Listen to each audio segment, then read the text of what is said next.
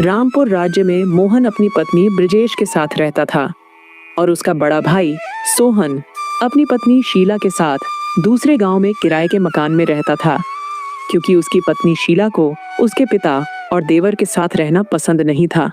वहीं दूसरी तरफ मोहन और ब्रिजेश अपने पिता की बहुत सेवा करते थे।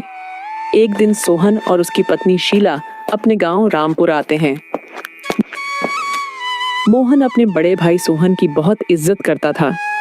उसने उसका बहुत अच्छे से स्वागत किया। पूरा परिवार एक साथ बहुत खुश था।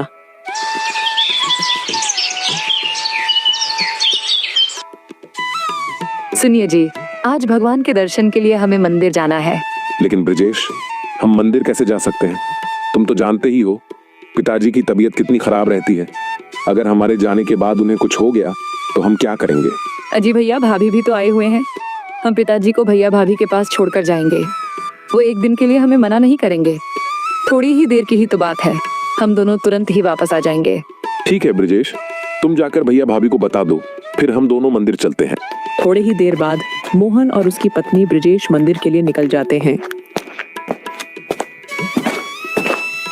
तभी हेमलाल की तबीयत खराब होने लगती है और हेमलाल अपनी बड़ी बहू शीला से कहता है, अरे ओ बड़ी बहू, सुनती हो?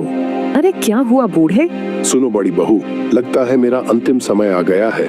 मेरी तबीयत ठीक नहीं लग रही है। तुम जल्दी से मोहन और ब्रिजेश को घर वापस बुला लो। वो दोनों ज्यादा दूर नहीं गए होंगे, क्योंकि मुझे तुम लोगों को कुछ बताना है। तभी शीला कुछ देर सोचती है। लगता है इस बूढ़े के जाने का समय आ गया है और ये जायदाद का बंटवारा करना चाहता है। यही सही समय है सारी जायदाद हड़पने का। हम दोनों पति पत्नी सारी संपत्ति हड़प लेंगे और दूसरे गांव में खुशी खुशी रहने लगेंगे। तभी शीला जाकर अपने पति सोहन को सब कुछ बता देती है और सोहन अपने पिता के पास आकर बोलता है, क्या हुआ पिताजी, तबीयत ज्यादा खराब है क्या? हाँ बेटा, इसलिए मैं संपत्ति का बंटवारा करना चाहता हूँ। जल्दी से मोहन और उसकी पत्नी ब्रिजेश को बुला दो। पिताजी, मैंने देखा पर वह दोनों कहीं दूर दूर तक नजर नहीं आ रहे थे। आप हमें बता दीजिए, हम उन दोनों को बता देंगे। अच्छा ठीक है, तुम दोनों मेरी बात ध्यान से सुनो।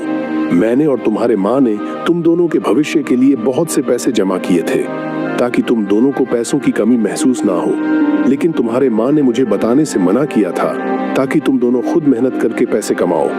लेकिन ये मेरा अंतिम समय है, इसलिए मैं तुम दोनों को धन के बारे में बताना चाहता हूँ। हाँ पिताजी, जल्दी बताइए। तो तुम दोनों ध्यान से सुनो।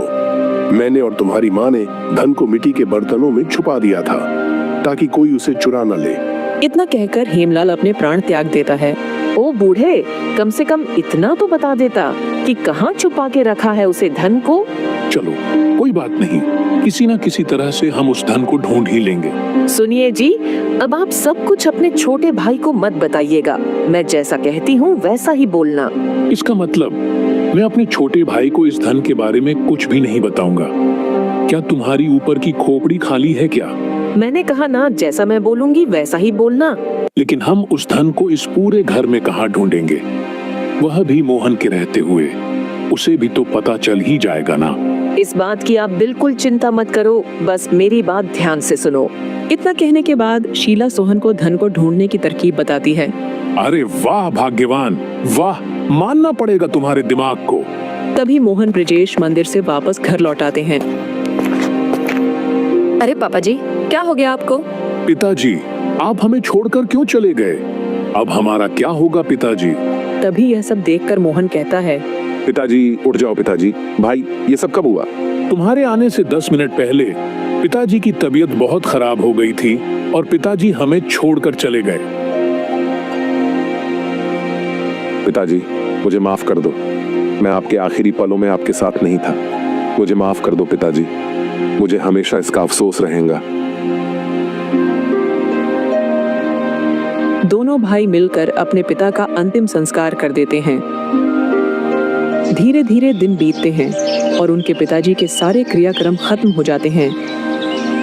धीरे धीरे घर खाली सा हो जाता है।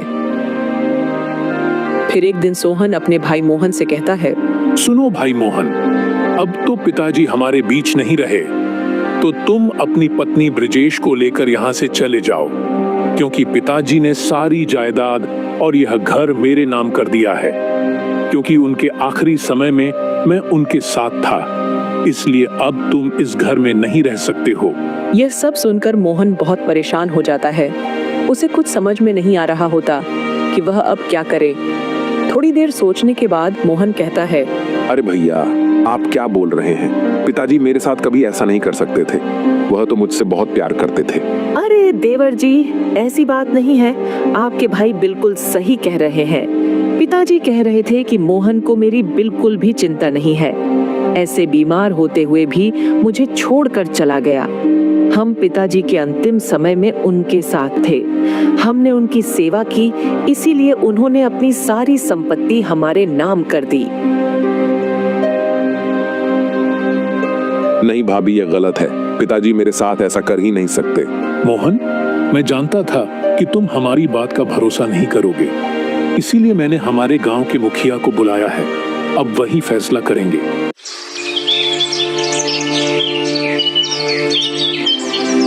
थोड़ी ही देर बाद वहाँ मुखिया जी आते हैं और हेमलाल के लिखे हुए खत को पढ़ते हैं।